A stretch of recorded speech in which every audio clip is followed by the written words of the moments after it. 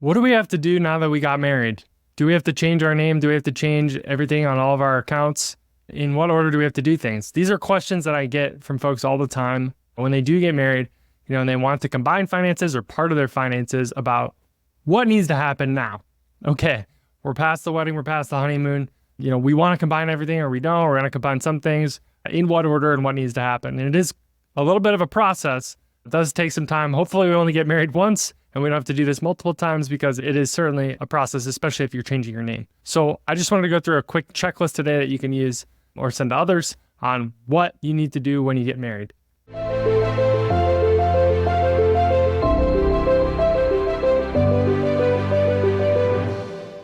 Okay, so before we get into the checklist, I do want to talk about conversations I think you need to have before marriage or very soon, maybe on your honeymoon. Obviously, get all financial details out in the open. You should know absolutely everything about the other person's financial situation. There shouldn't be any hiding there. But then discussing, what is the situation? Should we be joint with everything in our financial lives? Does that make sense? Should we be separate? Everyone has their opinions. Everyone has their beliefs and reasonings for their thoughts behind this. I personally advocate, and I've seen it work best in couples that I work with when everything is joint. I find it very difficult to share a house, share a life, share kids, share everything together, but not share your money. Again, I've seen it work best. I've seen it the most healthy in folks when everything is joint. Now, that being said, there are instances out there where it can make sense for some parts of your life to be separate. Maybe one spouse is supporting a member of theirs. Maybe one spouse has a huge inheritance or a business that maybe the other spouse can't be involved in. Maybe there's certain things going on that need to be divided, and that gets a little bit more complicated.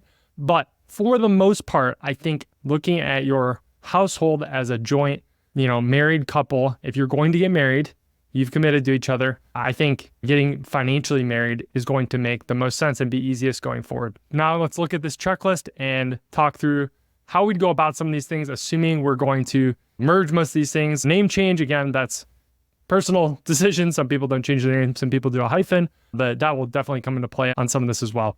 So first thing to do is going to be go to the Social Security Administration and get that new Social Security card. That is like the key that kicks off all this stuff, allows you to go get then your driver's license and your passport updated. If you're a government employee, go get your new CAT card. That Social Security card is everything. So that starts with the Social Security Administration. That's if you're changing your name, this is where this is really going to come into play. If you're not changing your name, you can forget about all that.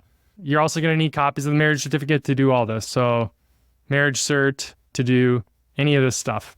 After that, after we've taken care of admin, moving on to banking is usually the next place to stop. So that's deciding, hey, where are we going to bank? Are we going to have a joint account? Are we going to have separate accounts? Am I going to have to change my name on the accounts? So if we're doing a name change and joint, like I can tell you that's what my wife and I did. I just disbanded my account and I added myself to her account. And then we had her name changed as well on her account when we got married. So just deciding, are we going to have joint checking? Are we going to each have our own checking? How are we going to operate that? And then making sure we do get name changes as well on those accounts. So banking, credit cards. This can be a tough one. A lot of people, especially those that have done some time in the military, have maybe done some credit card travel hacking. I've done that myself. They might have sometimes 10, 15, 20 cards, but making sure we can't have a joint credit card, right? We can have a credit card in one person's name and have an additional card holder on that.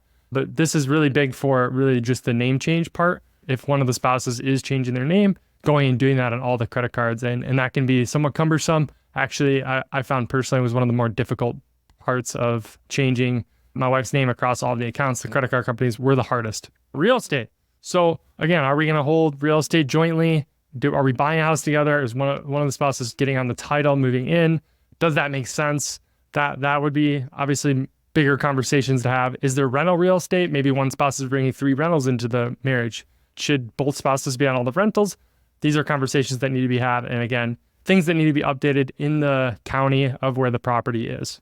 So real estate investments. So IRAs, 401ks, these are things that are individual. We cannot have a joint 401k. We cannot have a joint IRA. So investments, when I'm talking about that, I'm talking typically about taxable brokerage accounts, things of that nature, where we can have a joint tenants with right of survivorship account. We can have a joint account where we both own it. So again, conversations to have and things to update with the financial institutions when it comes to name change or getting 2 owners on the account.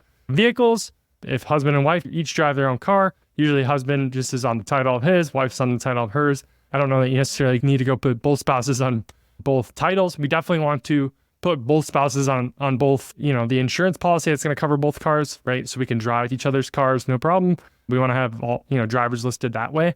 But in terms of actually putting spouses on the titles, that doesn't necessarily need to happen. I think there's actually asset protection arguments for keeping actually one spouse with one vehicle and one spouse with another vehicle. Maybe that's an episode for another day. But that would be, especially if we're going to change names of one of the spouses, we're going to need to update the title. Insurance is a big one. Big one. Certainly home and auto insurance, making sure I talked about that a little bit. We've got both drivers, but also, right, life insurance. If we do have life insurance policy, maybe we're getting one now, maybe we had one, we've got SGI, whatever it may be. We want to make sure also we've got beneficiaries named on all of our account. And that actually goes back to investments too, but beneficiaries.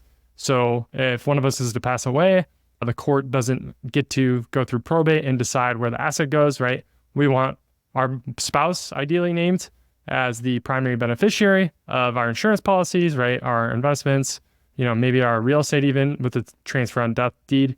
But we just want to make sure our spouse is listed on everything there. That is a big one that people don't update and can certainly cause problems if something happens. And then the last one, again, something that just isn't done. I'm going to be honest. By most folks that come in the door, at least new clients for myself, it's not done or it hasn't been done in a really long time. And that's estate documents.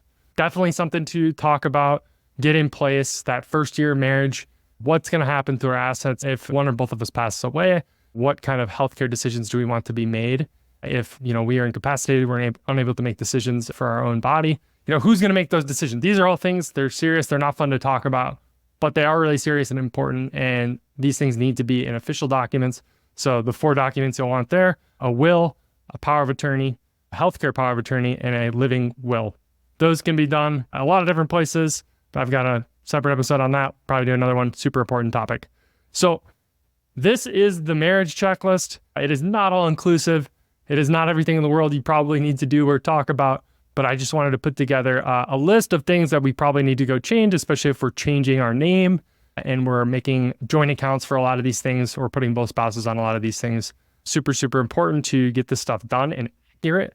Because if we do change our name, or we do intend to put our spouse on things and then we don't do it, this can sometimes bleed on, 2, 3, 4, 5 years, and then can certainly cause problems down the road. So I hope that this was a useful exercise and a good checklist to walk through. Certainly is not an all-inclusive checklist and everything that you need to be thinking about and talk about. I do think talking about joint versus separate is really important. I'll continue to stress that. I think having healthy conversations around money and why we really like things being joint or why we really have our reasons for things being separate, or maybe even certain parts of our financial situation being separate. Maybe we have to look at everything joint except for that one rental property for that one reason or whatever it may be. Just as long as we're talking about it in a healthy manner, we're open about it with each other, both spouses are on the same page. That's really the important part. So hope that this was helpful. Let me know if you have any questions and we'll see you next week. Thanks.